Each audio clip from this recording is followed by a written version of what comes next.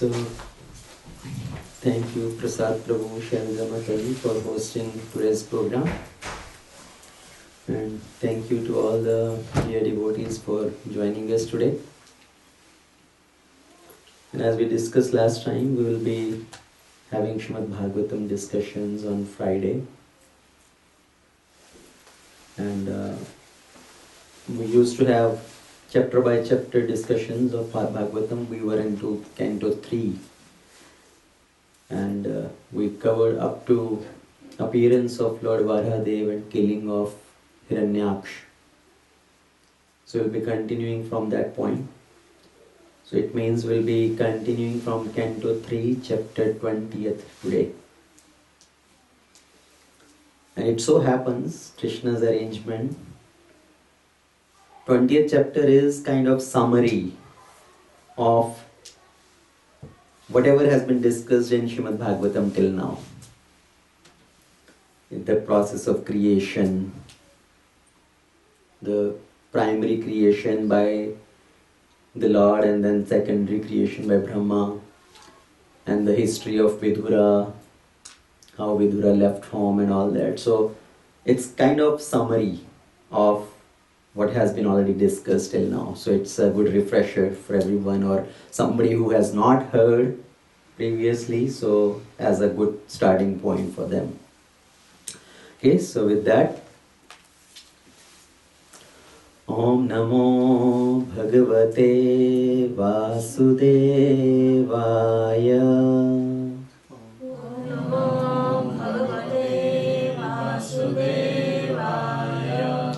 Om Namo Bhagavate Vasudevaya. Om Namo Bhagavate Vasudevaya. Om Namo Bhagavate Vasudevaya. Om Namo Bhagavate Vasudevaya. Narayanam Namaskritya Naram Cheva Narottamam Devim Saraswatim Vyasam Tato Jayam Udhiray Nashta Praishu Abhadreshu Nityam Bhagavata Sevaya Bhagavate Uttama Shloke Bhaktir Bhavati Naishrike Om Ajnanatimirandhasya Jnananjana Shalakaya Chakshurunmilitam Yena Tasmai Shri Gurave Namaha Mukam Karoti Vachalam Pangum Langhayate Girim Yat Kripatamaham Vande Shri Guru Dinatarini Paramananda Madhavam Shri Chaitanyeshwaram Namo Vishnupadaya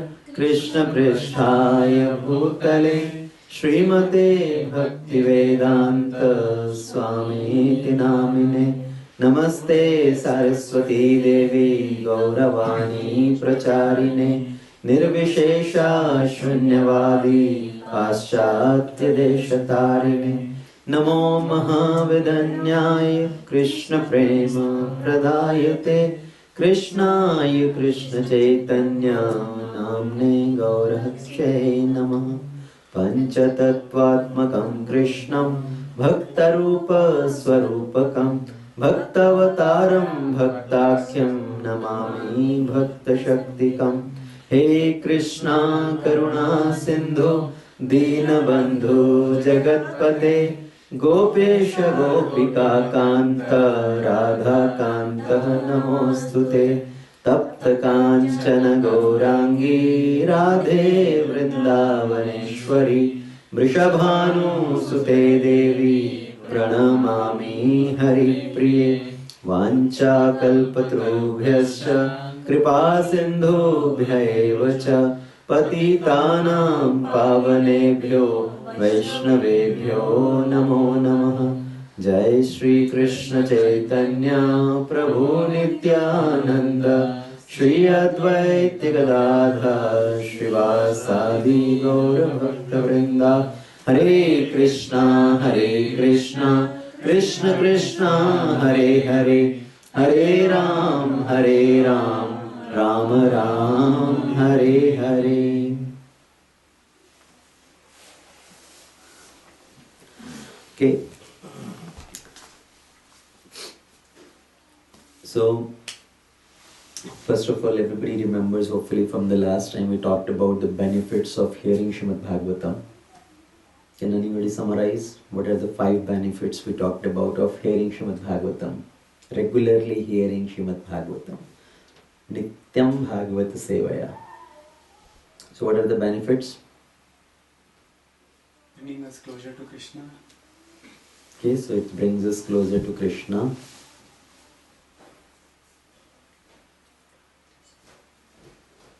What else? Takes us away from all those jealousy, greed, all the vices, right? So removes the anarthas, or brings purification in the heart. Right, removes the material contamination from the heart. It increases sakyam, like with the devotees. It helps us develop loving association, friendship with the devotees. Arati, right? So that is one of the, not sure on the word, opposite of arati, right? So it removes our unattentiveness in hearing about the glories of Krishna, because originally we have not much attraction in hearing, so it removes that inattentiveness and makes us more attached to hearing the glories of the Lord. And at the same time it brings detachment to hearing the mundane subject matters. And it brings the mercy of the Lord. Okay, so the 5 benefits of hearing Srimad Bhagavatam. How much Bhagavatam is important actually? If we want to understand that, we should understand from the point of view that Vyasadevji composed all the Vedic literature. Right? Vyasadevji composed all the Puranas. Still he was not satisfied. He was not very happy until he composed Srimad Bhagavatam. Until even Vyasadeva came in contact with Srimad Bhagavatam, he was not happy. He was not satisfied. It was due to the guidance of Narada Muni. So, under the guidance of Narada Muni, Vyasadevji finally composed Srimad Bhagavatam. So, what we can understand is even Vyasadeva, who is Shakti avatar of the Lord, right? He is also incarnation of the Lord as a Shakti avatar. He himself was not happy unless he came in touch with Srimad Bhagavatam. So what is our situation? What is our condition? How can we drive happiness? How can we drive any satisfaction until we connect ourselves with Srimad Bhagavatam? So that's why hearing and reading Srimad Bhagavatam is so important.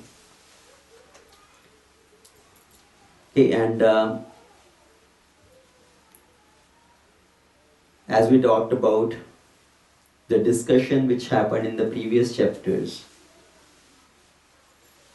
in Bhagavatam there is discussion happening at multiple levels. Okay, who spoke Bhagavatam originally? Shukadeva Goswami to Parikshit Maharaj and all the other assembled sages and devotees there.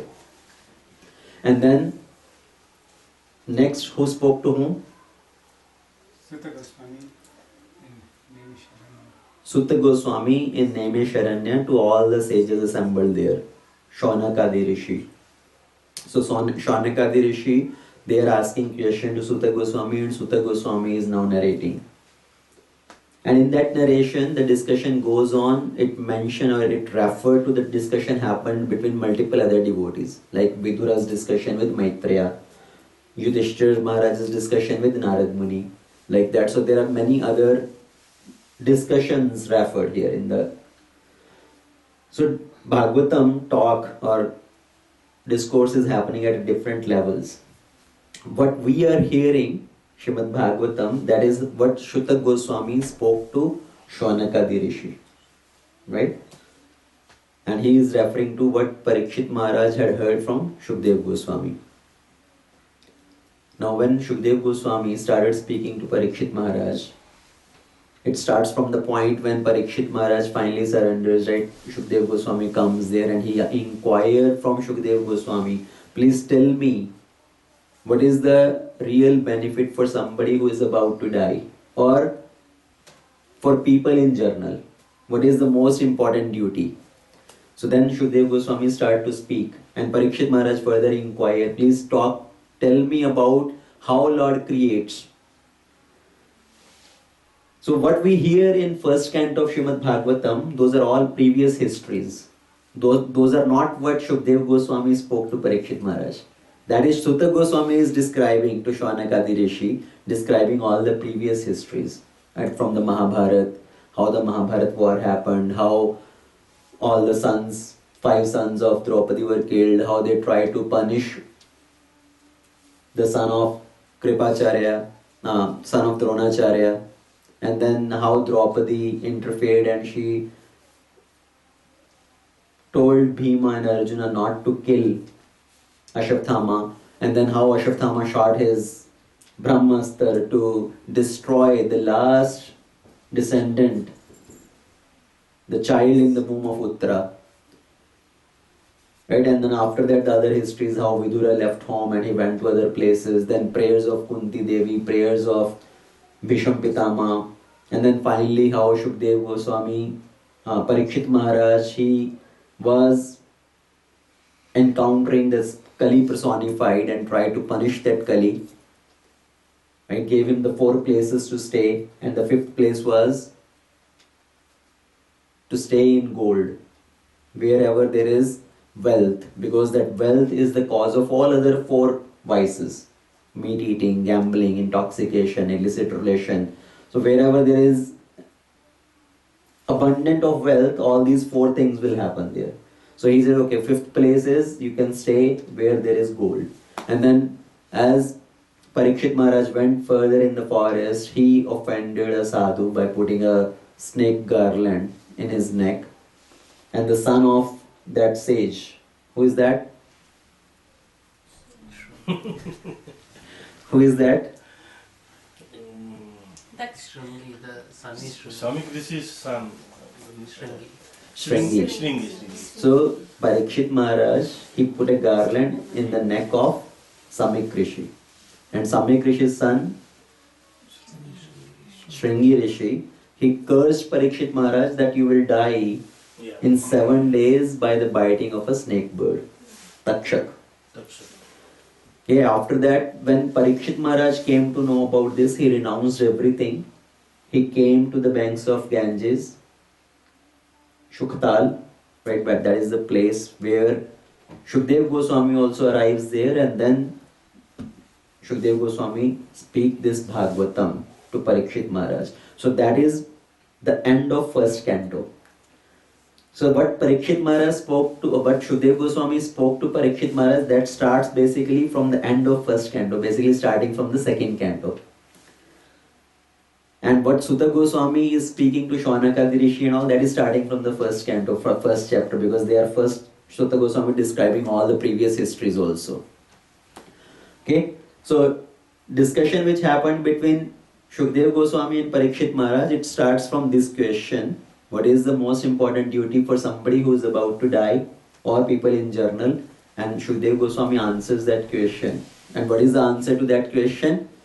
That the most important duty is to sing the glories of the Supreme Lord, to hear His glories. That is the most important duty. Shunvatam Swakatha Krishna. And then Parikshit Maharaj further asks the questions. Please tell me about the various incarnations of the Supreme Lord. And before that, first tell me how the Lord creates. So the second canto of Srimad Bhagavatam, it's very intense canto. It's very complicated in one sense, because it's very complication in terms of describing the creation process. And in the third canto, what we were discussing last time is the talk happening between Vidura and Maitreya. And Maitreya Rishi is describing the creation, how Brahma was created, and Brahma started creating. The Manu was born, Swayambhu Manu. And as Manu asked, please tell me, where should I stay? At that time, Brahma was thinking the earth was submerged into the waters. And at that time, from the nostril of Brahma, Varahadev appeared, and his size was like the size of the thumb, and he started expanding and expanding and expanding. He dived into the oceans, brought out the earth and put it into its place. And as Maitreya Rishi is describing this, he linked two instances of Varahadev. Okay? There is a Shvetvara and Raktvara. One Varahadev is white in complexion, the second Vara is reddish in complexion. So the first Varahadev happened at the time of Swayambhu Manu, first Manvantara. When Swayambhu Manu was born from Brahma, to give him a place of residence, Varahadev appeared and he took the earth out. Second instance of Varahadev happened in the sixth Manvantara. Okay? Sixth Manvantara, which is Chakshusha Manvantara. At that time, Varahadev appeared to destroy this demon Hiranyaksh. Their two sons, Hiranyakashipu and Hiranyaksh, they had become so powerful, they were torturing the whole 14 planetary system.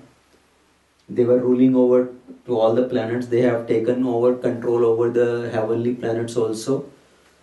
And because of their greed, because they took more than their quota and there was imbalance on earth, and earth shifted from its natural position and went into the depth of the ocean. At that time, Varahadev came to again bring the earth out, and at that time he had a fight with Hiranyaksh and killed Hiranyaksh. So while Maitreya Rishi was describing the first instance of Vara, which is from the first Manvantara, Swayambhu Manu, he was so excited in speaking about Varahadev, he linked both instances of Varahadev together and spoke about the second instance of Varahadev which happened in 6th Manvantara. And now he is coming back because he took a detour. So now he is coming back where the discussion was happening. Okay, so at that time, in Canto 3, Chapter 20, the question comes back. The Shwanakadi Rishi asks, after situating earth in its position, what did Manu do? Right, when earth was re-established in its position, so what did Swayambhu Manu do at that time? And what did Vidura inquire from Maitreya further? There must have been more and more talks between Vidura and Maitreya. Please describe to me all those discussions which happened between Vidura and Maitreya. So this is how the discussion comes back to that point, what was happening already. So Shukdev Goswami, Sutta Goswami is asked by Shwanakadi Rishi, O Sutta Goswami, after the earth was again situated in its orbit, what did Swayambhu Manu do to show the path of liberation to person who were to take birth later on? So what was the task of Swayambhu Manu? Generally, Manu give Manu Samhita, Manu Smriti, which is the rules. It has a set of rules for mankind. Right? That's written by Manu, popularly known as Manu Smriti. So that's what Shwanakadi Rishi are asking. So what did Swayambhu Manu do? What kind of rules he established to show the path to other people? And as we discussed the Varahadev incarnation which happened in 6th Manvantara, now they're coming back to the 1st Manvantara. So this understanding of time calculation is also very important. Do you really understand the time calculation? In one day of Brahma, how many Manu appear? Or let's go back one more step first. How long is one day of Brahma?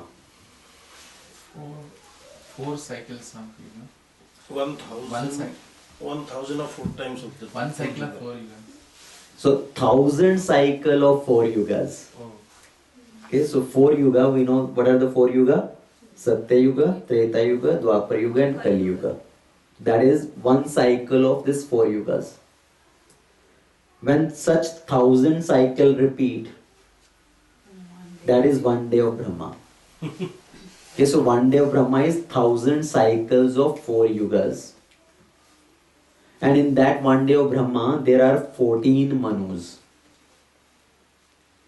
Okay? There are 14 Manu which come in one day of Brahma. So each Manu's duration is 1000 divided by 14. Almost 72 cycles of 4 yugas. That is the duration of one Manu. So one Manu rules over that long period of time. So in one Manvantara, there is a set of demigods, there is a set of Saptarishi. So all those, they rule for that much duration, for one Manvantara. Okay, so is that clear? Time calculation. So right now we are in Kali Yuga. Kali Yuga is 4,32,000 years. Double than that is Dwapar Yuga. Triple than Kali Yuga is Treta Yuga. 4 times Kali Yuga is Satya Yuga. So total 10 times of Kali Yuga duration is one cycle of 4 yugas. Okay? So which is 4 million years. 4.3 million years, right? That is the duration of one cycle of 4 yugas. So Brahma's one day is 4.3 trillion years. 1,000 cycle of these 4 yugas. So that is how long Brahma's one day is, and Brahma lives for 100 such years. In Brahma's 1 year also there are 365 days. So 365 such days, that is 1 year, and then 100 such years, that is the duration of Brahma. I So think in the day, night is not considered. yeah, night is not counted. Night is also that long. Okay, so still double. What we are talking about is just the daytime of Only the Brahma. day. Okay, so that is time calculation. Remember, it's very important to understand the cyclic nature of the time. Now, first shloka of this 20th chapter talk about what did Manu do after that, when the earth was established in its position. And then Shaunak Rishi Adi, they ask about Vidura again. So Vidura was such a great devotee of the Lord, and he was a friend of Lord Krishna, who gave up the company of his elder brother. Who is the elder brother of Vidura? Dhritarashtra. So Vidura gave up the company of his elder brother, and he went to the forest. He went to the holy places on pilgrimage. Why he left the company of his brother Dhritarashtra? Because Bad association. bad association, because Dhritarashtra was always supporting his son Duryodhana, who was playing so many tricks against the Pandavas. He was playing so many tricks against the will of the Lord. So that's why Vidura decided to leave that place. Vidura was born from whom? Yeah, through whom? Dasi is not as important as the other person is. Vyasadeva. Right? So Vidura was born from Vyasadeva, and he was no less than his own father, because he accepted the lotus feet of Krishna wholeheartedly and was attached to his devotees. So Vidura's little history, everybody knows, I'm sure everybody knows the history of Vidura, right? Vidura, how Vidura was born through Vyasadeva. When Dhritarashtra was born and Pandu was born, and at the same time Vidura was also born, but through the maid servant. Because Ambika and Ambalika, they denied to associate with Vyasadeva for generating another child. So at that time they sent their maid servant in service of Vyasadeva, and through that maid servant Vidura was born. And Vidura, he was very learned. He was trained very nicely by Bhisham Pitama in the knowledge of all the scriptures in politics and everything. So he was, later on when Dhritarashtra was ruling over Hastinapur, Vidur was the prime minister. He was the main one to guide him. And when Duryodhana was making all these different plans, he was making all these different tricks and plots to destroy Pandavas, Vidura had a big role in protecting the Pandavas many times. When Pandavas went to Lakshagra, right, when this incident of Lakshagra happened, they were sent to a festival to attend that festival, and Duryodhana had built a big palace. Actually, all our houses are like Lakshagra, that time's Lakshagra right now, right, made of wood and everything. So he had made a big palace for the Pandavas, but his intention was to burn them alive. And Vidura already came to know about Duryodhana's plan, and he, in the background, he made a plan to protect them. He sent somebody who was expert in digging the tunnel. So this person digged out the tunnel from underneath, and Pandavas were able to escape through that. So overall, Vidura was always on the side of Dharma. He was trying to protect the Pandavas because the Pandavas were devotees of the Lord. So Vidura had taken shelter of Lord Krishna. He was a wonderful devotee of the Lord and associating with the devotees of the Lord. So that is one of the very important point to understand from here. All the devotees, if we see in Bhagavatam, whenever the prayers come from any devotees, be it the prayers of Kunti Devi, prayers of Bhishma Pitama, prayers of Vidura, prayers of even Parikshit Maharaj, prayers of Sudama, not the Sudama Brahman, Krishna's friend. There is another Sudama. When Krishna first time came to Mathura, there was a garland maker, Sudama. Right? Krishna went to his house and he decorated the Lord with wonderful garlands and all. So all these devotees, when they pray to Krishna, what do they pray? What do they ask? Everywhere it's very common thing what they are asking. First thing what they ask is, please give me devotion at your lotus feet. Please give me this benefit that I never go away from your lotus feet. So first thing is devotion at the lotus feet of the Lord. Second, association of devotees. Friendship with the devotees of the Lord. Please bless us, bless me that I am always in the association of the devotees. Even Dhruva Maharaj, right, 5-year-old boy, when he went to the forest, 6 months he performed so many austerities, Lord personally appeared in front of him. Earlier he had a desire to attain a kingdom bigger than his father's father. Father's father's father. Dhruva's father is Uttanapad. Uttanapad's father is Swayambhu Manu. Swayambhu Manu's father is Brahma. So Dhruva wanted a kingdom bigger than his father, bigger than his father's father, bigger than his father's father's father. So it means kingdom bigger than Brahma. But when Lord appeared, Dhruva's heart was completely purified. And at that time he said, I don't want anything. All I want is devotion at your lotus feet and the association of your devotees. Okay, so first thing, devotion at your lotus feet. Second benefit they ask is association and friendship with your devotees. Third thing which they ask, all the devotees which they ask is Always makes us to remember you. right, so that is first one, devotion at your lotus feet, we never forget you. So third thing they ask is compassion towards all the jivas. That we can always show compassion to all the other living entities. We can act in their welfare. And what is that welfare? To bring them at the lotus feet of the Lord.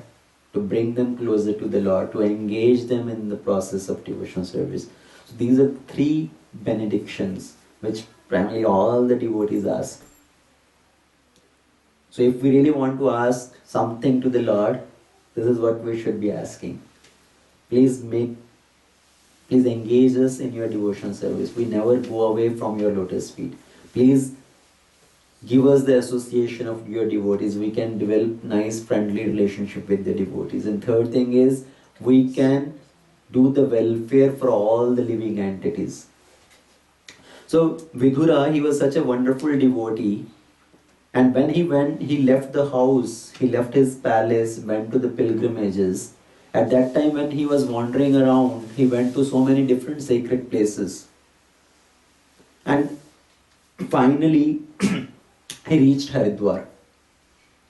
So first he met actually Uddhav, and Vidura inquired from Uddhav, please tell me how all the Vrishnis are, how the Yaduvanshis are, is Lord Krishna, how is Lord Krishna doing in Dwarika? So when he inquired like that from Vidura, from Uddhava, Uddhava told what has happened, that Lord has wound up his Leela and he has departed from this material world. And then Vidura asked Uddhava, please tell me, you must have heard something from Lord personally, please tell me what you have heard. And Uddhava told, it's not appropriate for me to speak to you. There is another great sage Maitreya who is close by, living in Haridwar. So you better approach Maitreya Rishi and inquire from him. Because Maitreya was also present there when Lord Krishna instructed to Uddhava, that Uddhav Gita. So at that time Maitreya was also there. So Uddhava tells him, out of his proper etiquettes, that better than me, you please hear from Maitreya. So at that time Vidura, he arrives in Haridwar and inquires from Maitreya. So another important point which Prabhupada writes in the purport here of this verse, that Vidura went to all the different holy places in his travel. So there are so many holy places, and we should travel to these holy places, which brings purification in our heart. One thing people do when they go to the holy places is visit different holy rivers, take dip in the holy rivers to purify themselves. But more than that, important is to associate with the saintly people. It's not that we just go to different holy places. There are so many holy places. One can go to Haridwar, take a bath in Ganga. One can go to Gangotri, Yamunotri. There are Char Dham, right? Badrinath, Kedarnath, and then we have Dwarika, Vrindavan, Ayodhya, Chitrakoot, Jagannath Puri, Rameshwaram. There are so many holy places. One can go to these different holy places, and at every holy places there are sacred rivers, sacred ponds. So one can take bath, but more important is to seek out some saintly people and discuss with them, inquire from them. So that is more important. Because even if we go to holy places, we may not be able to see the holy place or understand the holy place based on our own eyes. Actually, in Kali Yuga, the situation is such that even somebody goes to the holy place, they can get more bewildered by seeing sometime the activities of the residents of the holy places. There is so much of corruption. The minds or the people are so much contaminated that they engage in such activity, the person may get more bewildered. For example, you go to Vrindavan. In Vrindavan, there are so many places. There is Nandgaon, there is Govardhan, Barsana, Vrindavan itself, Mathura. And in some places, the Pandas, they harass so much. Like you go to Nandgaon, the Churasi Khamba place, the Nand Baba's Mahal, where Krishna was there and this Damodar Leela happened, that Churasi Khamba.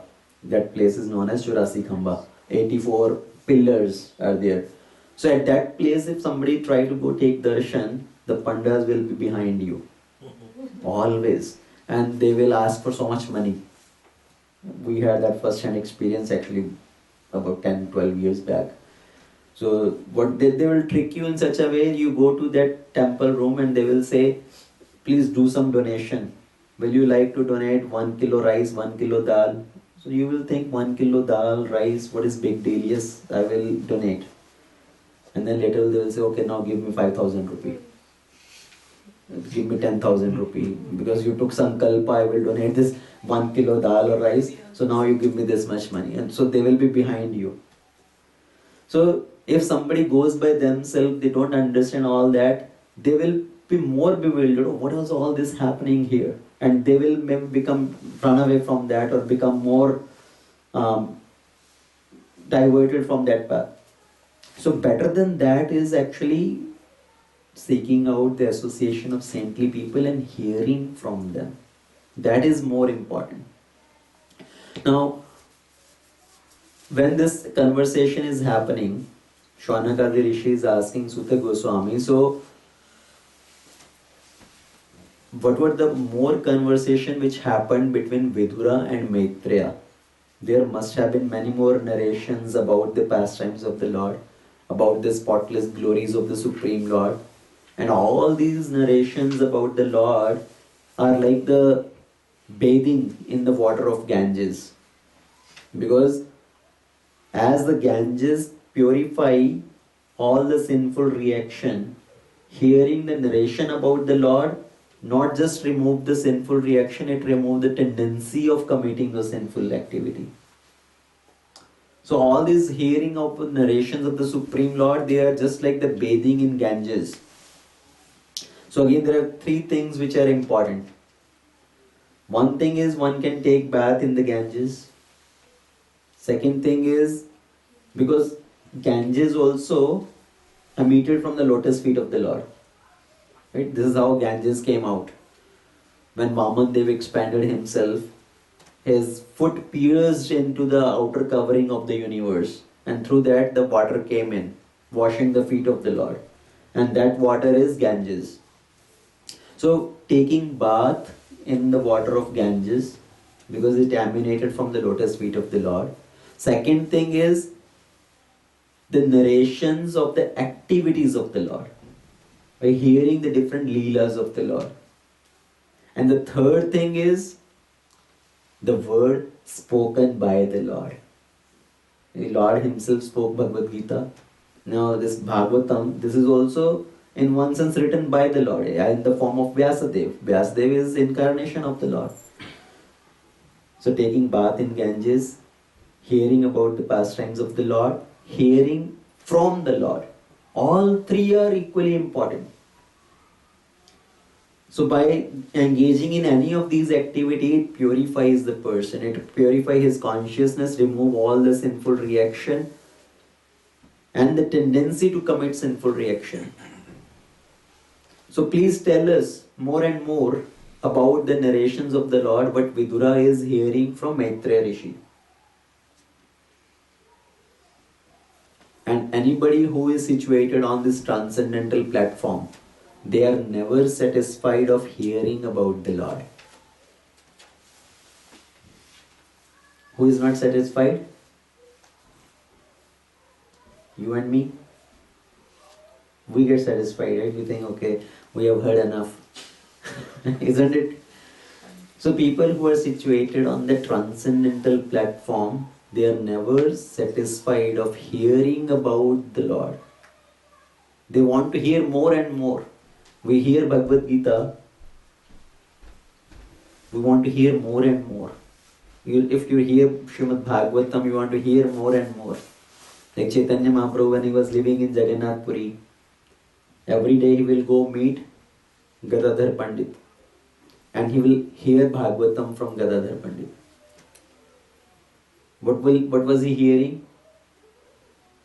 Gadadhar Pandit will ask Chaitanya Mahaprabhu, so what do you want to hear? Mahaprabhu will say, okay, speak Prahlad Charitra, speak Dhruva Charitra. Even though he has heard hundreds of times already, and he will still hear more and more, again and again. So somebody who is at the transcendental platform, they are not satisfied of hearing. Hundreds of times, thousands of times, they want to hear more and more. As in Bhagavad Gita also, Lord Krishna says, Mat chitta mat gata prana bodhayantah parasparam kathayantascha mam nityam tushanti cha ramanti cha. And my devotees, they always engage in hearing about my glories. When they meet together, either they are speaking about my glories, one person is speaking, others are hearing. Kathayantascha mam nityam tushyanti cha ramanti cha. In that way they feel great satisfaction, hearing again and again. And they enjoy, they completely absorb in that. So then Sutta Goswami starts narrating what Vidura is further asking from Maitreya Rishi. So Vidura's question was that please tell me, what did Brahma do to create the living entities? Because earlier Maitreya Rishi has described that Brahma created Manu.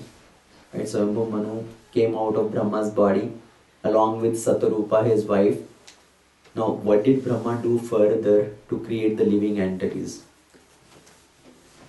So this is again going as a recap now, up to the point of where where Manu was created. Manu was born from Brahma. So That means when the earth shifted, the whole population died. yes, everything is destroyed at that time. I mean, there are living entities on other different planets. But that place was destroyed. Yes. Now, this is first Manu we are talking about. At the time of first Manu, this is a new creation happening at the day of Brahma. Because at the night of Brahma, everything is destroyed, even up to the planet just below Brahmalok. Everything else is destroyed. Right? There are different type of pralay. So pralay happen at the end of every yuga also, a small level of pralay. And then there is a pralay at the end of Brahma's day. And there is a pralay at the end of Brahma's life. Right? So there is a pralay at the end of every yuga. There is a pralay at the end of every Manu. There is a pralay at the end of one day of Brahma. And pralay at the end of Brahma's life. So at the end of Brahma's day, So all the pralay time, all the human population died basically. no, every pralay there is inundation of water up to different level. Like for at the end of Manvantara, there is pralay up to heavenly planets. Below that everything is destroyed, above that everything remains. Okay. At the end of Brahma's day, up to Tapalok, which is just below Brahma's planet, everything is destroyed. And at the end of Brahma's life, everything is destroyed, even Brahmalok. So, now But that has not happened yet, right? Or that will happen, we don't know. we may have witnessed that, we don't remember, right? Because Right. what happens is at the end of Brahma's life, the Lord pulls up all the creation within his body. Shirodakshaya Vishnu, right, which is lying in the causal ocean, he pulls up everything. Everything is just resting in the body of Lord Vishnu. And when the next creation starts, next Brahmas come, then again Lord brings out everything. All the manifestation again comes out. So the whole thing may seem very complicated, but we'll try to go over it very simplified way to understand it, the process of creation. So when Brahma creates, how the creation happened. Before Brahma's creation, there is creation by the Lord. Right? Creation is of two types, Sarga and Visarga. Sarga is primary creation, which is by the Lord. And after the primary creation is done, Brahma is born, and then Brahma takes over the process of creation, which is Visarga, secondary creation. So Vidura asked this question to Maitreya Rishi. Now please describe again the process of creation. So Maitreya Rishi takes a recap of everything what he has described. So he goes again to describe that process of creation. So what does Maitreya Rishi tell? First he talks about Sarga, how the Lord creates. When the Lord is lying in the causal ocean, at that time, he first creates these three things. What is that? The karma, kal and prakriti. Because the living entities has been into existence earlier, which were bound up again. Their karma is still there, based on which the next creation will take up. Everybody will take their positions, right? So the karma, kal and prakriti. But they are in an unmanifested state. So these three things together, when they mix together, it gives rise to the time, gives rise to the three modes of material nature. But in that unmanifested state, that is called pradhan. Okay, so when these three things are there, but in a unmanifested state, that is Pradhan. So this word comes many times in Bhagavatam. Pradhan and Mahatattva. So understand, Pradhan is like the ingredients are there, but in a unmanifested state. Just like, give a simple example of cooking. Okay, so the raw ingredients are there, but they are in the storeroom. Storeroom is locked up. So that is unmanifested state of those raw material is there. It's not being used yet. So Pradhan is created. And then when Lord glances over that Prakriti, so that unmanifested state becomes manifested. From the three modes of material nature, when they mix together, then out of the combination of three modes, the inactive state of Pradhan becomes active, it becomes manifested. That is called Mahat Tattva. Basically, like you go to the storeroom, you open up the storeroom, bring the ingredients out. Okay, bring them into the kitchen. So now it becomes in an active state, it's available there. And then further this Mahat Tattva transforms. In Mahat Tattva, the three modes which were active, primarily passion and goodness is predominant. Okay, the ignorance is still not there. But then the further transformation happens and the mode of ignorance becomes predominant. It gives rise to ahankara. And then ahankara is also of three types there. From that comes three type of creation, which is Jnana Shakti, Kriya Shakti and Dravya Shakti. So the manifested stage is Mahat Tattva, where the activation has happened by the glance of the Lord. From the, as I said, Jnana Shakti is which gives rise to the mind and the sense devatas. Okay, so those are created. From Kriya Shakti, intelligence and prana, plus the 10 senses, the karmendriya, that is created. And then from the Dravya Shakti, all the 5 material elements and along with the Tanmatra, the sense of touch, sense of smell, sense of sight. So these Tanmatra are created. So all these ingredient has been created. Everything is ready in the kitchen, but still somebody need to do the cooking. They need to put the things into the pot and add that and stir that, right, for the cooking to happen.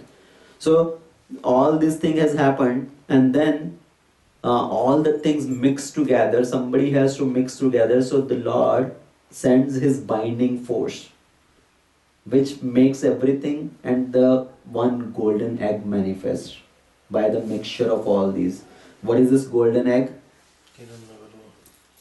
Hiranyagarbha, that is the universe. That is the Brahmand. So each golden egg is like one Brahmand. So this Brahmand, this golden egg, is floating into the causal ocean. Understood? It's a little complicated. So first thing is Pradhan, which is unmanifested stage of these three things, the raw ingredient. When the transformation happened, the Pradhan converts into Mahat Tattva. And then from these three different type of Ahankara, Jnana Shakti, Kriya Shakti and Dravya Shakti, all these various ingredients manifest. Okay, now when the Lord sends his binding energy, everything mixed together and this whole universe, the golden egg is formed, which is floating into the causal ocean. And it stays there for 1,000 years. Nothing has happened still. Brahmand is created, this golden egg is created, still nothing has happened. And then Lord enters into that golden egg. The Lord expands himself, and as a Garbhodaksha Vishnu, he enters into each Brahmand. And he fills up that golden egg with his water.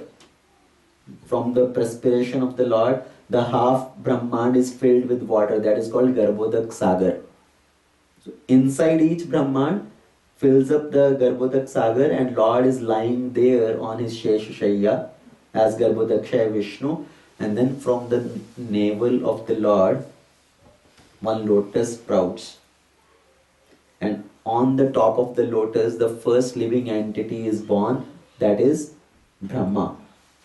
And Brahma is trying to search out, who am I, who is my source? And he goes into that stem of the lotus, keep going down and down and down. He is not able to seek out his source, from where I am born. And then Brahma performs tapasya. He hears the word tapa. And he performs tapasya. And then finally, the Lord imparts all knowledge to Brahma and directs him to start the process of creation. Okay, so this Brahman, in each Brahman, there are 14 planetary systems, 14 divisions, and on the top, where Brahma is sitting on this lotus, that is the topmost planet, the Brahma Loka. So, in simplified way, it's clear. So how many Brahmans were created? In each Brahman, there is one Brahma. No, you said the golden egg, right? So that is one Brahman, right? Yes, So many, there are many, innumerable, okay, infinite. Okay. There is no count. Okay. We are in one Brahman, in that one Brahman on one tiny planet, Okay. Earth, right? So like that, there are innumerable Brahmans, universes, Okay. infinite. That is the creation, and that creation is also 1/4 of the creation. 3/4 is the spiritual world. So this material creation is only 1/4. So in that way, Brahma is born. Brahma, when he starts creating, now the process of Visarga starts. So we heard about Sarga. Now the process of Visarga starts, and in Visarga, what does Brahma do? First, Brahma, from his shadow, he creates the covering of ignorance for the conditioned souls. So first thing Brahma creates is ignorance, to cover up the conditioned souls. And this ignorance is of 5 types. So it describes that these 5 types of ignorance is Tamishra, Andha Tamishra, Tamasa, Moha and Mahamoha. What is the 5 types of ignorance? Tamishra, Tamishra, Andha Tamishra, Tamas, Moha and Mahamoha. So what is this 5 type of ignorance? Right? What is each type mean? So in Vishnu Purana, there is a verse which gives the definition of these 5 type of ignorance. It says, Tama aviveko moham syat antakarana vibhrama mahamoha astu vijnano gramya bhoga sukheshana maranam hi andha tamishra tamishram krodha uchyate avidya pancha parvesha pradurbhuta mahatmanah. So it gives the definition of these 5 type of ignorance. Tama aviveko. What is tama? Tama is the ignorance. Ignorance of the soul. Not understanding who we are. Right? We are the soul, but having the ignorance about that identity, that is tama. That is first type of ignorance. When we don't understand our real identity. That's why in Bhagavad Gita, Krishna is giving the knowledge. First knowledge Krishna gives is our real identity. To understand we are not the body, we are the soul.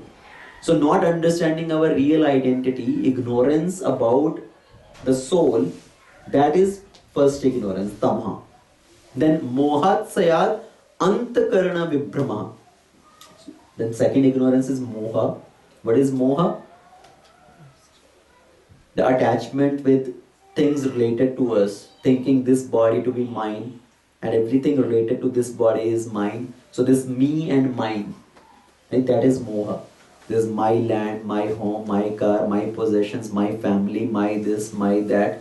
So this me, I, that is second type of ignorance, moha. These different type of attachments.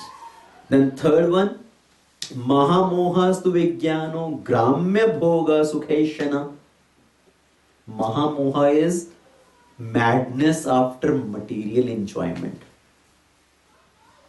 Right? Somebody is so maddened about this worldly enjoyment, this material enjoyment, running after those enjoyments, trying to possess more and more, that is Mahamoha. Because this, no matter how much you accumulate, how much you try to enjoy, there is no enjoyment. But still somebody is so mad after enjoying more and more, that is Mahamoha. Then the fifth one, Maranam hi andha tamishra, tamishram krodha uchyate. So the fourth type of ignorance, tamishra, which is because of anger or because of envy. First of all, we got envy towards the Supreme Lord itself. Why somebody else should be the enjoyer? I also want to enjoy. And somebody developing that envy towards other person, developing anger towards that. Right? That is tamishra. And then andha tamishra is maranam hi andha tamishra. Death is the last step. With death, everything is finished. Somebody having that type of mentality, that with death, everything is over, everything is done.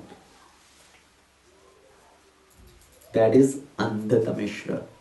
Because when somebody knows that I am just this body, when body is finished, everything is finished. There is no karma, there is no next birth, there is no reincarnation, and nobody is accountable for their activities. Right? Somebody may say, oh, what do you worry about this action? Don't think about papa or punya. When this body is done, everything is done. You don't have to come back to face the consequences of your papa and punya. That is andha tamishra. That with death, everything is done. Right? In so many world religions, they think this life is the only life. After that, you rest in peace until the day of judgment. And that is what is Bhagavatam is describing. Andha tamishra. With death, everything is done. Because so many people have this type of mentality. In this life, just beg, borrow or steal, whatever you do, live life king size. Right? Enjoy. Charvak philosophy. Right? There was a so-called sage also named Charvak Muni. What was his philosophy? Javat jivet, sukham jivet. Rinam kritva ghritam pivet. Bhasmi bhutasya dehasya punaragmana kutah. जावत जीवे सुखम जीवे, जब तक जियो सुख से जियो. Until you live life big king size. Beg, borrow or steal. ऋणम कृत्वा घृतम पीवे. चाहे लोन लेके पियो, पर खाओ पियो मौज करो. Beg, borrow or steal. Live life king size. Then भस्मी भूतस्य देहस्य पुनरागमन कुतः. When this body dies, it will burn into ashes. Either it will be burnt, it will be thrown into water, it will be buried. So it will become dust. Who has seen next life? Everything is finished by this body. So that is andha tamishra. Right? By death, everything is finished. So these are the 5 types of ignorance which Brahma created. And when Brahma created this ignorance, he felt bad. What did I do? First thing I created was this ignorance to cover the conditioned souls. So he gave up his body, he cast off his body. Now you will hear this word that Brahma cast off his body. What Sridhar Swami describes, Prabhupada mentions in one of the purport of these verses, that Brahma, it's not that he is giving up this gross body. Casting off his body means, because we have gross body and subtle body. Subtle body means the mind, intelligence, false ego, or it also refers to the particular type of mentality. So Brahma is giving up that mentality. Because for Brahma, just by thinking, the work is happening, the manifestation is happening. In what particular way he thinks, a particular manifestation happen. Because of ignorance he created based on a particular mentality, he gave up that mentality. That this is such first bad creation I has done, created ignorance first. So he cast off that body, that mentality. So when Brahma cast off that body, it was from who came up from that. So the second creation happened. Out of disgust, Brahma threw off that body of ignorance, and taking this opportunity, yakshas and rakshsas sprang for possession of the body. So yakshas and rakshsas were born, and this body which was thrown off by Brahma in the form of ignorance, it took the form of night. And night is the source of hunger and thirst. So all these yakshas and rakshasas, they felt hungry and they ran towards Brahma. Okay? So Brahma created these yakshas and rakshasas and they ran towards Brahma to eat Brahma because they were feeling so hungry. And Brahma was shouting for his own protection. He called out to all these yakshas and rakshasas, please do not eat me, protect me, I am your father. But these yakshas and rakshasas, they were running towards Brahma to devour him. And Brahma said, because you have come to eat me up only, these yakshas were saying, eat him up. And rakshasas were saying, do not spare him, do not protect him. So the ones who were calling out, eat him up, they were called yakshas. And the ones which were saying, do not protect him, do not offer him protection, they were called rakshasas. So till now also in some part of the world, the uncultured civilization, or what we call as the uncivilized people, they are having this mentality, the yakshas and rakshasas, who have a feast on their own forefathers. Right? They burn up or they roast up their bodies and have a feast on that. Oh my God. So that is the mentality coming from these yakshas and rakshasas. Now, It really happened somewhere? yes. Yeah, I'll go. Let us go. So Prabhupada writes in the purport, the representative of yakshas and rakshasas still exist in some countries of the world. It is understood that such uncivilized men take pleasure in killing their own grandfathers and holding a love feast by roasting their bodies. So it's a relativity, right? Some people eat up, roast the animals and eat. Some roast their own ancestors. So then Brahma, out of full anxiety, when he asked, do not eat me, protect me, and they were running towards him. So that's how they got the name, this yakshas and rakshasas. So after the creation of yakshas and rakshasas, Brahma again meditated, or he kind of, with his pure consciousness, then he created demigods who were shining with the glory of goodness. So these yakshas and rakshasas, they were in mode of ignorance. Now this next creation, which were the demigods, they were in the mode of goodness. So Brahma dropped before them the effulgent form of daytime. Yakshas and rakshasas, they were given night time. Okay, and these demigods, they were given the daylight, the daytime, and demigods, they took possession of it. So then where is the passion go? From the passion, many other things will come yet.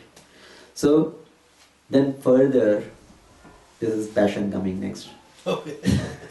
So then Brahma, from his buttocks, he created the asuras. From Brahma's buttocks appeared the asuras, which were very fond of the sex life. And because they were so lustful, this is very gross actually.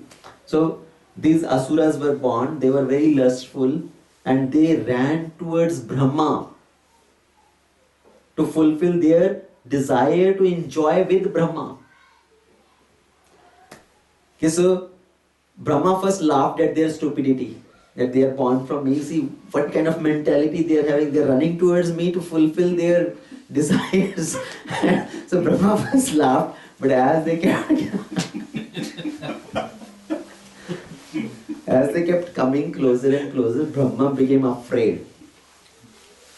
What are these guys going to do?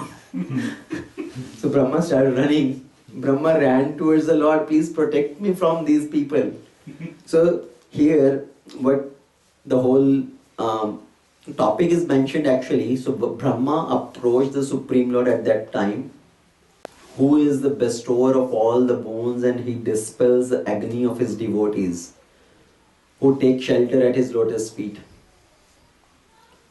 So the devotee may approach the Supreme Lord in his many different forms. The Supreme Lord exists in many different forms in his transcendental form, and the devotee may meditate on the Supreme Lord in one particular form, like towards the particular form with which he is attracted, attached the most. Now somebody may say, because the devotee, he imagines the Lord in one particular form, that's why Lord appears in that particular form to satisfy his desire. So it's not by the devotee's imagination that the Lord appears in one particular form. Lord exists in all these different forms. Lord has innumerable forms. If we say there are 8.4 million species of life, but the Lord is having even more forms. His forms are more than 8.4 million species of life. The Lord already exists in all these various forms, because in Brahma Samhita there is a prayer come. What does this prayer say? Advaitam Achutyam Anadir Anantarupam Adyam Purana Purusham Navayovanam Cha. So the Lord already exists in Anantarupa, right? Uncountable, innumerable forms. Ramadi Murtishu. So Lord Ramachandra, Krishna, Barha, Narasingha, Kurama, all these various forms are existing. And Varadev appeared here in one particular time, in one particular universe, but that form is existing in other universes at another times. So at every time, Lord is manifesting his form at different times, different places, simultaneously as existing. So all these forms are existing, and when devotee has a particular bhava towards the Lord, he is attached to one particular form of the Lord, and when they approach the Lord, Lord may appear in front of them in that form. Like Hanumanji. A Hanumanji is attached to the form of the Lord as Ramachandra. Even though he comes in front of Krishna, but he wants to see as Lord Ramachandra. So Lord transform himself in the form of Ramachandra in front of Hanuman to satisfy him. So in that way, the devotee may be attached to a particular form. The Lord manifests himself as per the desire of his devotee, to fulfill their desire, to give them shelter. So Bhaktanam Anurupatma Darshanam. What does that mean? Is the Supreme Personality of Godhead manifests his multiform according to the desire of the devotee. So Lord Brahma approached the Lord, addressed him, please protect me from these sinful demons, sinful asuras, who were created by me under your order, but now they are infuriated with this appetite for sex and they are attacking me only. And what Prabhupada writes here, that it appears that the homosexual appetite from the male for male, female for female, this was created in this episode of creation. Right? When Brahma is doing this secondary creation, during that whole process of creation, the homosexual appetite was also created, which is actually the creation of demons. In the episode of creation of the demons by Brahma. So this is not for any sane person to engage in that kind of activity. Somebody is engaging in that sort of activity to be considered having a demoniac mentality.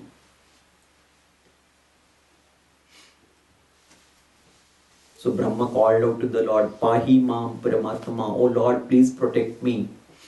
And the Lord, he is praying that you are capable of ending the affliction of the distressed and inflicting agony on those who never resort to your feet. So Lord has two tasks. One is to give protection to the devotees who take shelter of the Lord. Second is to inflict misery to those who never surrender to the Lord.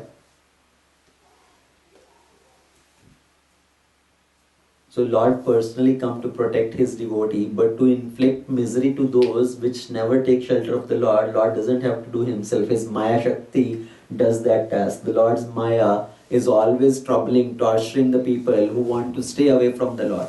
जो लोग भगवान से विमुख रहना चाहते हैं, the Maya Shakti is always troubling them. always inflicting a misery in various forms. So now it's up to us in which category we want to be.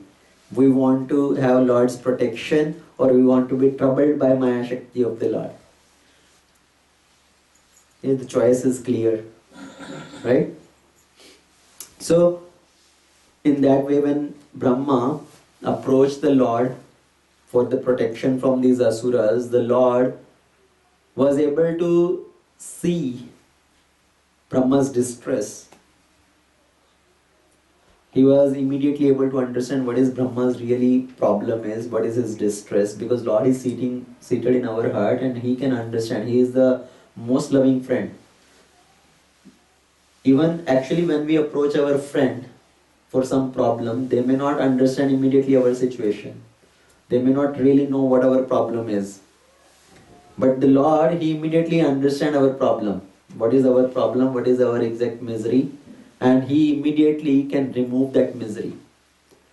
So the Lord who was sitting in the heart of Brahma, when Brahma approached in front of the Lord, He immediately understood his problem and told him that you should cast off this impure body of yours. Now again, when it says cast off this body, means this particular mentality, because of which this particular type of creation has happened.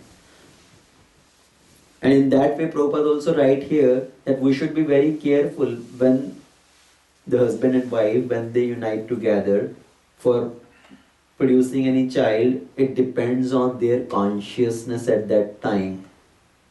What will be the samskaras of the child? Well, like the way when Brahma's particular mentality gave rise to particular type of creation.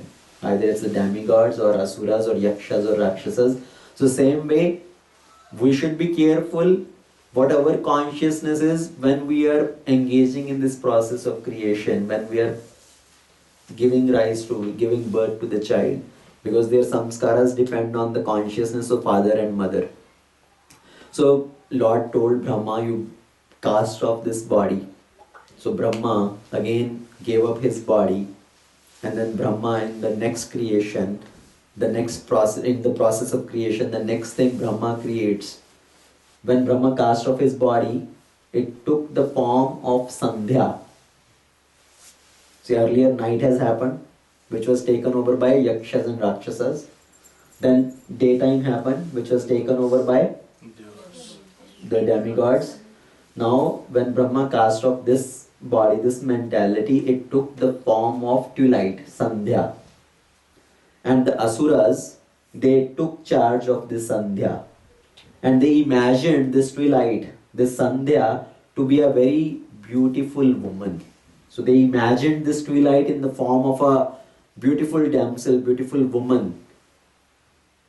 And they all were attracted towards that because they were so much attached with this sex desire. They started imagining it in the form of a beautiful lady and approached that twilight whom they were imagining in the form of a woman, that who are you, whose daughter are you, whose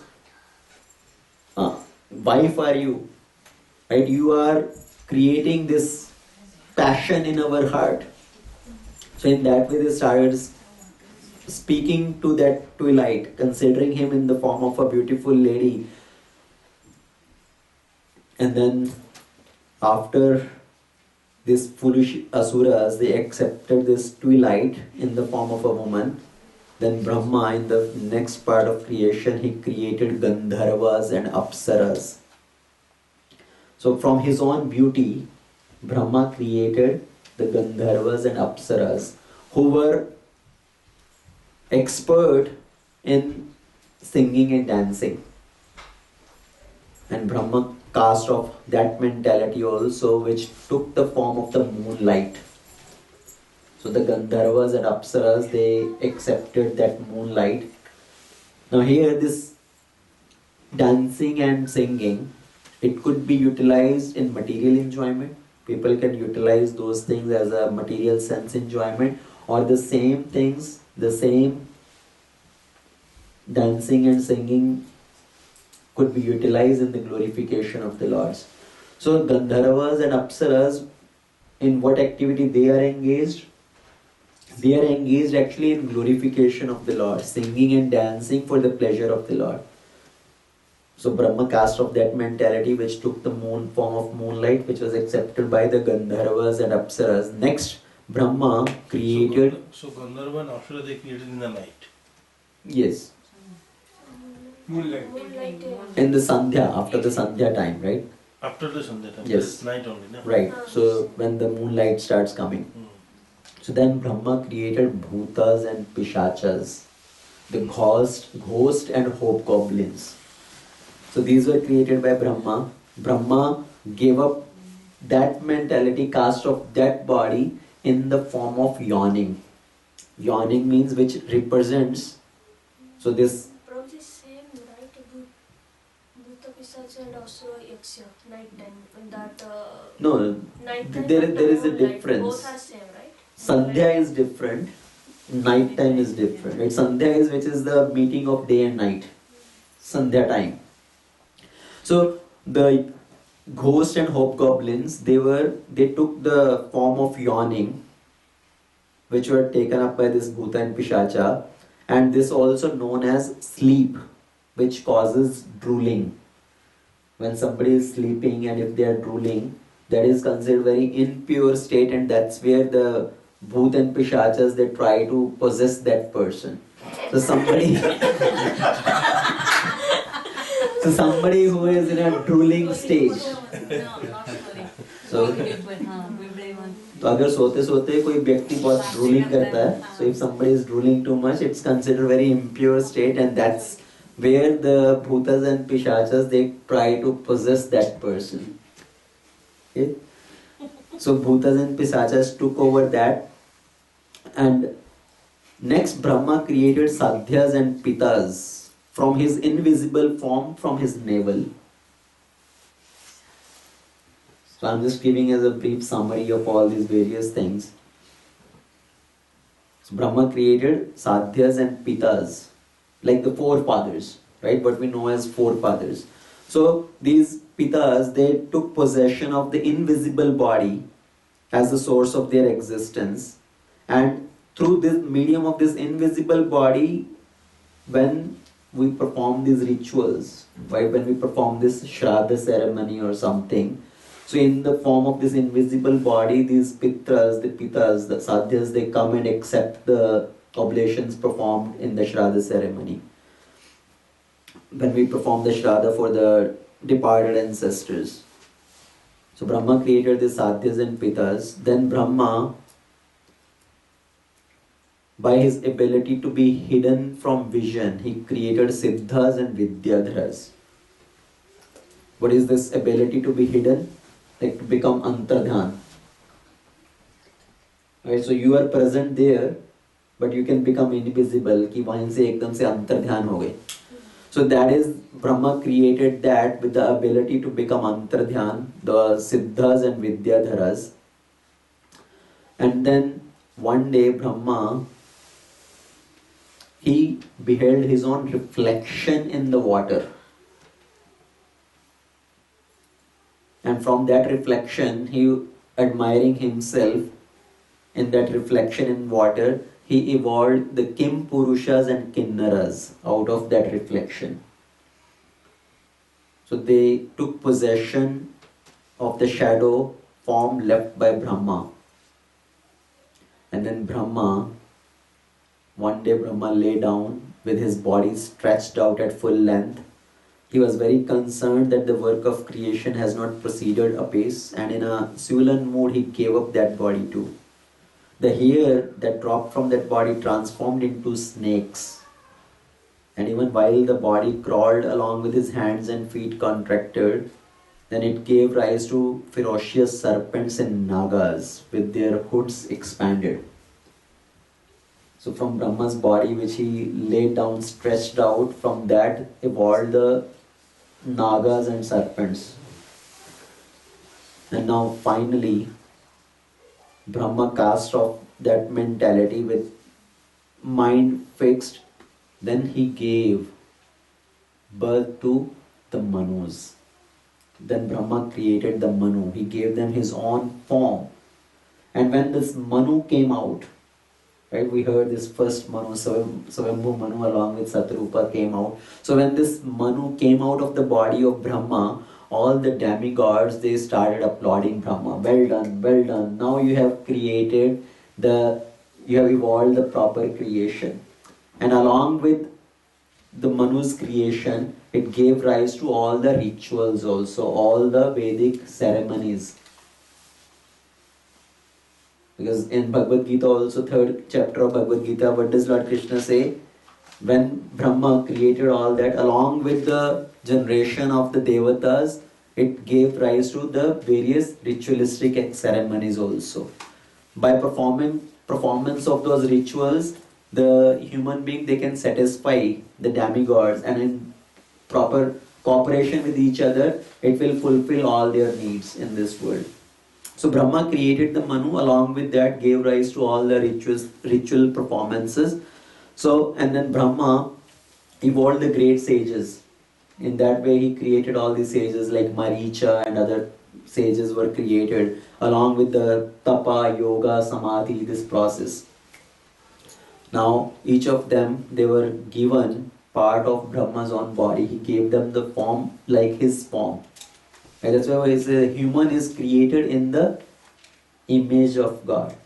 Not that God is created in the image of human. Human is created in the image of God. So Brahma gave his own form to the first created being, which is Manu. That is Swayambhu Manu and Satrupa, for whom now he was looking for this place where they should reside, and that's where the instance of Varadev had happened. So now what this chapter has described is, in brief again, the whole summary up to this point, up to the creation of first Manu. And then Vidura will inquire from Maitreya, please describe to me the dynasty of Manu. And in that particular dynasty, Manu and Satrupa gave birth to 5 children. 2 boys and 3 girls. The 2 boys are Uttanapad and Priyavrata. We hear about Uttanapad a lot because Dhruva Maharaj, Dhruva is the son of Uttanapad.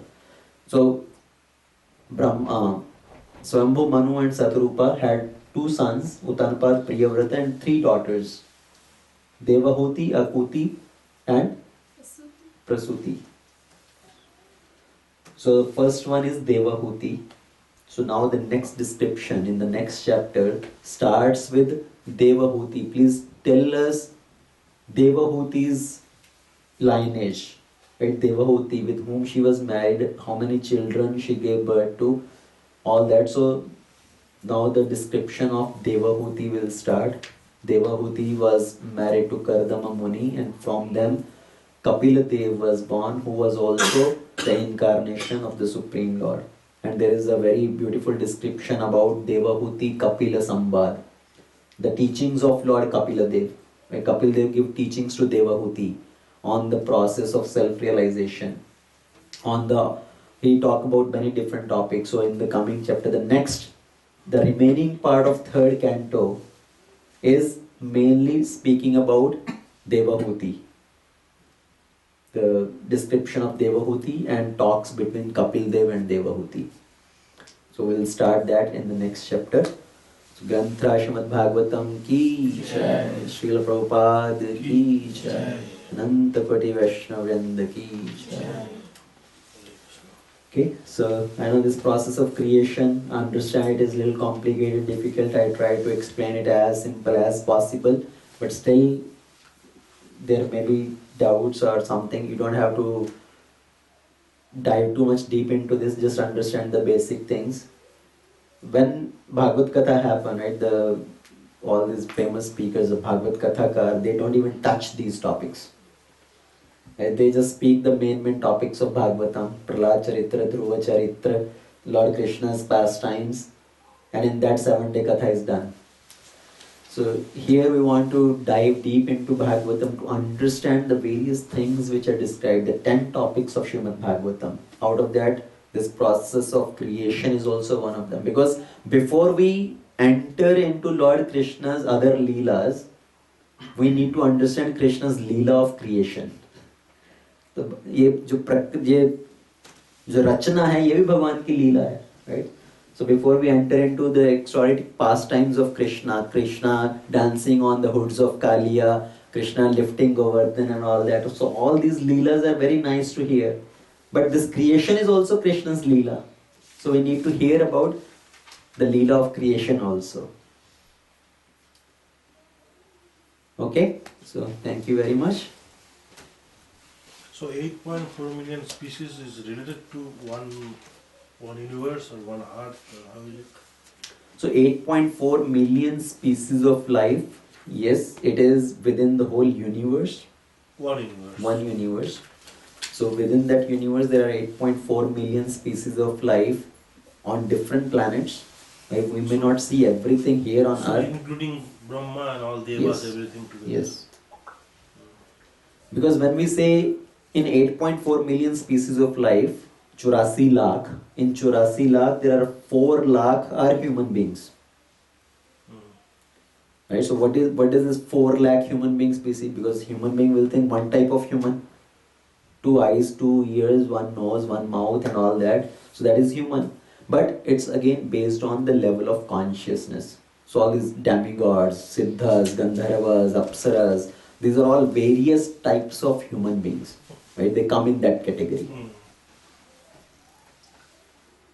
Prabhuji, is there any discussion about story about Shakuntala in Bhagavad Yes. Bhagavatam?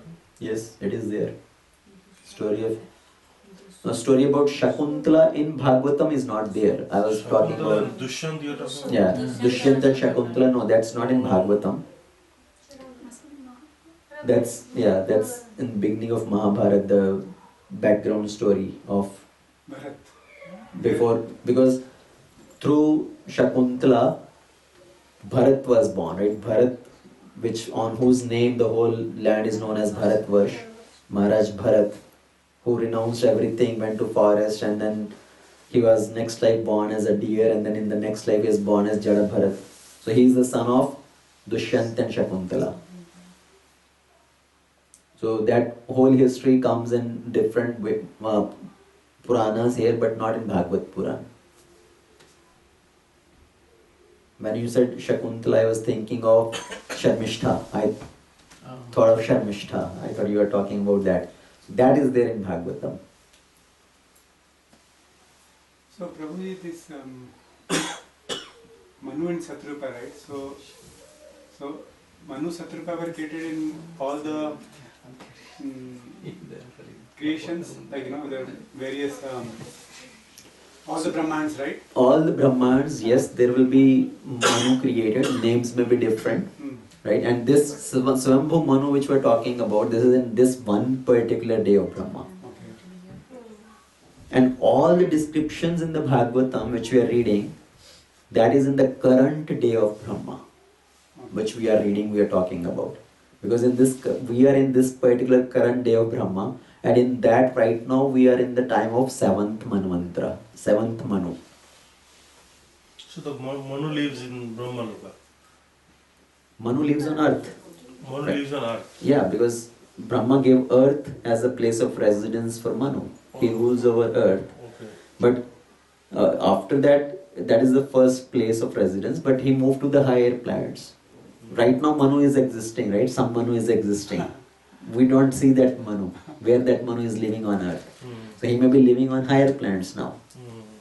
But in the beginning, that earth was given as a place of residence, as a place of rule for him. And through his descendants, the whole creation came further. He populated the earth with his generations.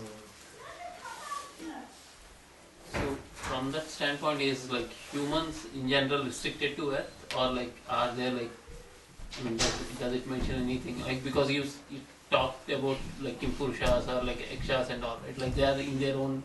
Right, they are on different planets. So Kim Purusha's description come at different place also. Kim Purusha. Kim Purusha means is he Purusha, right? That is the word Kim Purusha. So is he really human being? Like the Vanaras. Vanaras are known as Kim Purusha. because they have a human-like form, but the face may be different way, like a Vanara, or their face may be in a different other form, and they live on a different planet. Hanumanji talk about the Kim Purusha Loka. At one place in Bhagavatam it comes in 5th canto, the description of Kim Purusha Loka also comes. So they live on a different planet. So like that, there is life on different planet, different beings may be living on different planet, like the yakshas. The yakshas, where do the yakshas live? They are the associates of Kubera. All the associates of Kubera are known as yakshas now. And where do they live? Where Kubera live. Where does Kubera live? Kailash. Right, so the yakshas, they live there in that in the association of Kubera. So like that, the rakshsas, they live on a different planets now. Earlier they were living on the same planet also on earth. We have heard the description of rakshsas are also living at the time of Ramayana. The humans were also living at the same place. Rakshasas were also living at the same place. So earlier they were in two different planets. Then later on the same planet, maybe in two different countries, two different part of the world. But in Kali Yuga, they are all living together within one body also. Right? So in our body there is Rakshasa living, there is a Rakshasa like mentality living.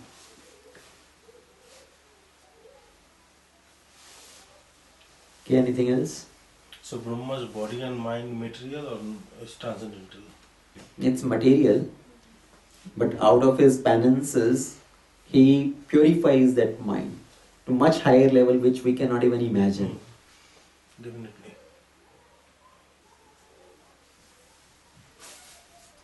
So yaksha, like when Pandavas was in a 1 year exile, and Drupadi is saying that I have five, five pati which are yaksha, right? He said like that way, something to the the Senapati of that kingdom. He wanted to marry her. Oh, when she was in incognito, right? When they were Pandavas Oh, were in right. incognito. You are talking about that, yeah, the Senapati of that Virat Nagar. Yeah, yeah. Kichak. Kichak. Yeah, so she tells, yeah, because she was living as disguised and she came there in that kingdom thinking that I am working here, my husbands, they are gone to a far distance place, I am the wife of 5 yakshas. Yaksha. So Right. what is the yakshas like? Yaksha is like just a different species, different variety of human beings in one sense. Okay, so just understand, They simplify are way in not that way. visible, or They are visible. They have the power to disappear also. Okay, like when when the Pandavas were entering into exile, right? Entering into exile period, they were feeling thirsty, and one by one they went in search of water. So on that lake, on that pond, there was one yaksha living. Right? The yaksha said, I am the owner of this pond, you have to answer my questions if you want to drink this water. That was a yaksha. So don't dwell too much into No, I this just yakshas said and like, are rakshas they, and no, no, asuras. I said, no, yaksha is like kind of, we say they disappear or they are Yeah, visible. so they have different powers. Like the rakshasas have different power, asuras have different powers, they can fly also. So, just as a summary, we need to understand the lessons which were different understood, right? From the first 6 verses of this chapter were important, which were talking about the description of Vidura, how Vidura had taken shelter of the Lord, what is the desire of a devotee. Any devotee, what do they ask from the Lord? So shelter at the lotus feet of the Lord, association of the devotees, and compassion towards all the living entities. And then importance of visiting the holy places, importance of taking bath in Ganges, or hearing about the pastimes of the Lord, or hearing from the Lord. And then the ignorance, 5 type of ignorance. Right? What are the 5 type of ignorance? Tamaha, Tama, Moha, Moha, Mahamoha, Tamishra, Andha, Tamishra. And understanding what these 5 type of ignorance is and how we can protect ourselves from this different type of ignorance. So, what is hearing from the Lord? Hearing from the Lord is Bhagavad Gita. Okay. Right? Bhagavad Gita is the words of Lord. Yes. What's up? So hearing about the Lord or hearing from the Lord? About the Lord is like hearing about His pastimes, His different leelas, His relationship or His exchanges with the devotees, right? That is hearing about the Lord. And hearing from the Lord is what He has spoken, what instructions He has given in the form of scriptures, in the form of Bhagavad Gita. And everything is important. So, Prabhu, can you repeat that 5 benefits of reading Bhagavatam? 5 benefits of hearing, reading Bhagavatam. First time is it removes our inattentive or our unattraction of hearing about the Supreme Lord. It creates attraction. So earlier we have unattraction, so it removes that unattraction. Arati. So it removes that arati and develops rati. The second thing, it removes our attraction towards mundane subject matters. Go gaze, no gaze type. Huh? Go no gaze, Right. gaze type. Right. So earlier we have attraction towards mundane subject matter, Switch. so it removed that attraction. Earlier we have unattraction towards spiritual subject matter, so it develops attraction. So 2. Third one is it purifies our mind. It removes the different anarthas, this contamination from our mind. Fourth thing, it attracts the mercy of the Lord. It attracts the attention of the Lord. Fifth one is we develop friendship with the devotees. We develop attraction towards the association of the devotees. Okay. So these are the 5 benefits which we talked about last time. Okay, so thank you. Smita Mata is going to send a summary tomorrow. I saw that Yes, is notes, writing. lot of notes. Okay, so thank you very much.